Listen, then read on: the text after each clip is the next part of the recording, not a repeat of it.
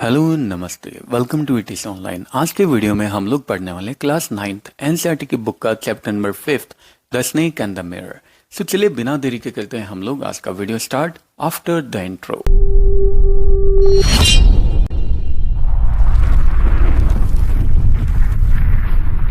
क्या एक स्नेक ने आपके किसी बॉडी पार्ट को कॉइल किया है, वो भी एक फुल ब्लडेड कॉबरा? हम सब लोग एकदम साइलेंट हो जाते हैं जब ये क्वेश्चन हमसे पूछा जाता है एक होम्योपैथ के द्वारा। होम्योपैथ मतलब एक होम्योपैथी डॉक्टर। ये टॉपिक एक्चुअली तब आया जब हम लोग स्नेक्स के बारे में डिस्कस कर रहे थे। हम लोग बड़े ध्यान से सुन रहे थे और डॉक्टर अपनी बात को कंटिन्यू कर रहा था।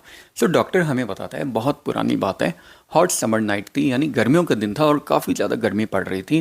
नाइट की बात है, रात की एक्चुअली बात है। लगभग रात के 10 बज रहे थे। मैं रेस्टोरेंट से खाना खा के आया और वापस अपने रूम में आ गया और मुझे मेरे सिर के ऊपर से एक आवाज़ सुनाई दी जैसे मैंने दरवाज़ा खोला। ये साउंड एकदम फेमिलियर था, क्योंकि कोई भी ये बोल सकता है कि उस घर में मैं चूहे बिल्लियों के साथ में रहता हूँ, मतलब चूहों के साथ में रहता हूँ, सॉरी बिल्ली नहीं थी वहाँ पे, चूहों के साथ में रहता हूँ। मैं अंदर गया रूम में और मैंने अपनी माचिस निकाली और कैरोसिन लैम्प जो कि टेबल के ऊपर रखा हुआ था उसको मैंने जला दिया, क्योंकि घर में इलेक्ट्रिसिटी नहीं थी, बिजली नहीं था।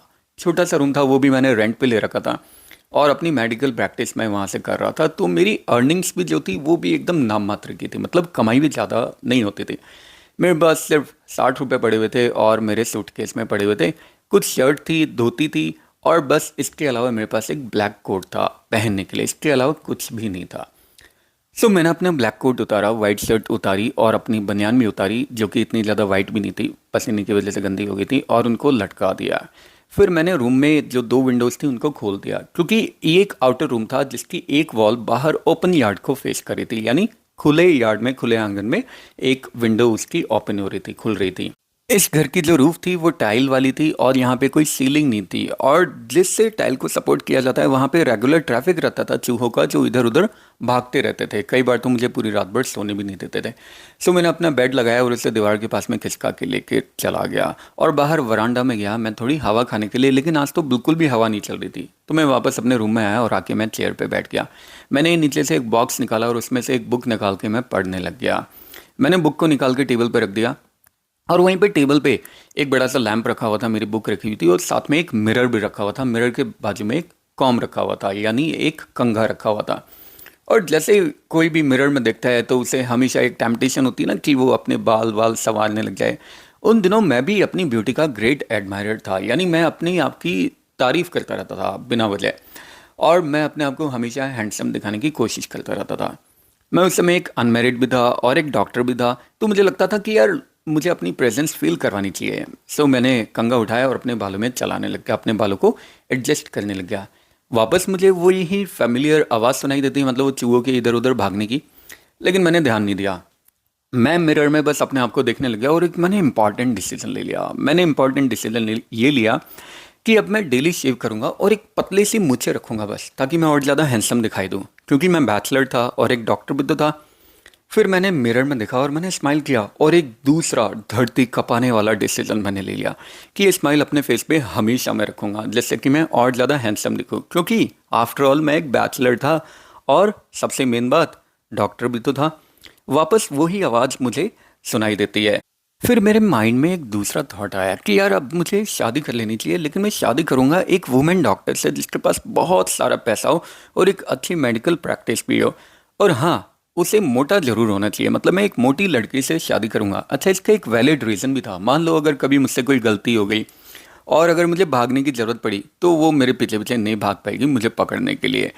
जब ये सारी थॉट्स मेरे माइंड में चल रही थी तो मैं अपनी चेयर पे बैठ गया। अब ऊपर से कोई आवाज़ नहीं आ रही थी, लेकिन अचानक एक डल थर्ड की आवाज़ सुनाई देती, यानी धड़ाम से नीचे गिरने की आवाज़ सुनाई देती, जैसे कोई रबर ट्यूब नीचे गिरी हो। लेकिन मैंने कोई ध्यान नहीं दिया, क्योंकि चूहे गिरते पड़ते रहते थे ऊपर से नीचे की तरफ, तो इसमें परेशान होने वाली कोई बात तो थी नहीं। फिर भी मैंने सोचा चलो यार एक बार मैं देख ही लेता हूँ कि पीछे क्या गिरा है। अब जैसे ही मैंने अपनी गर्दन पीछे की तरफ घुमाई, एक स्नेक रिगल करता हुआ, यानी एक स्नेक रेंगता हुआ और पीछे चेयर के पीछे की तरफ से सीधा मेरे शोल्डर पे आके लैंड हो जाता है। अब स्नेक का लैंड करना और मेरा घूमना दोनों एक साथ हुए, तो मैं जंप भी नहीं कर पाया। इनफैक्ट मैं तो कांप भी नहीं पाया, चिल्ला भी नहीं पाया, क्योंकि मुझे टाइम ही नहीं मिला ऐसा कुछ करने का। वो स्नेक सीधा पता नहीं कहाँ से चल के मेरे शोल्डर पे आ चुका था और मेरी लेफ्ट आर्म में आके, मतलब मेरी लेफ्ट बाजू में आके कॉइल कर लेता है, यानी कोनी से ऊपर आके कुंडली मार के और बैठ जाता है। ये बोलना एकदम करेक्ट होगा कि मैं अपनी सांस रोक के बैठा हुआ था, एकदम पत्थर की मूर्ति में मैं बदल चुका था, लेकिन मेरा माइंड अभी भी एक्टिव था। बाहर दरवाज़ा खुला हुआ था और दरवाजे से बाहर मुझे सिर्फ और सिर्फ डार्कनेस दिखाई दे रहा था। पूरे रूम में सिर्फ डार्कनेस फैली हुई थी, सिर्फ वो जो लैंप जल रहा था उसकी थोड़ी सी लाइट आ रही थी, रोशनी आ रही थी। अब उसी समय मैं भगवान को याद करने लग गया और मैंने सोचा कि यार अगर मुझे कुछ हो जाता है, सांप अगर मुझे काट लेता है, तो मैं कौन सी यहाँ पे दवाई रखूँगा। लेकिन मेरे पास तो कोई दवाई थी भी नहीं, तो मुझे अपनी बेवकूफ़ी के ऊपर हंसी आने लग गई। मेरी लेफ्ट आर्म में बहुत ज़्यादा पेन होने लग गया, क्योंकि वो स्नेक मुझे कॉइल करके रखा हुआ था ना, तो पेन भी ऐसा हो रहा था जैसे कि कोई लोहे की रॉड एकदम मेरी लेफ्ट आर्म को कॉइल कर रखी है। अचानक मुझे ऐसा लगा जैसे कि भगवान ने मेरी आवाज़ सुन ली। उस स्नेक ने अपना सिर घुमाया, यानी स्नेक पीछे की तरफ घूमता है और वो सीधा मिरर में देखने लग जाता है। मिरर में उसे अपना रिफ्लेक्शन दिखाई देता है। अब मुझे ये तो पता नहीं कि ये स्नेक ने शायद पहली बार उस मिरर में देखा था या नहीं देखा, इससे भी पहले वो देख चुका था, लेकिन ये कंफर्म था कि ये स्नेक मिरर में ही देख रहा था। क्या ये अपनी ब्यूटी को एडमायर कर रहा था, मतलब अपनी खुद की सुंदरता की तारीफ कर रहा था? क्या ये भी मेरी तरह इंपॉर्टेंट डिसीजन ले रहा है, जैसे कि मूछें रखनी है, या फिर अगर फीमेल है तो आई शेडो या मस्कारा लगाना है, या फिर सिंदूर लगानी है अपने माथे पे? मुझे नहीं पता कि इसका स्नेक का सेक्स क्या था, ये मेल थी या फीमेल, लेकिन फिर भी मुझे ये तो पता था कि ये स्नेक मिरर में देख रहा था।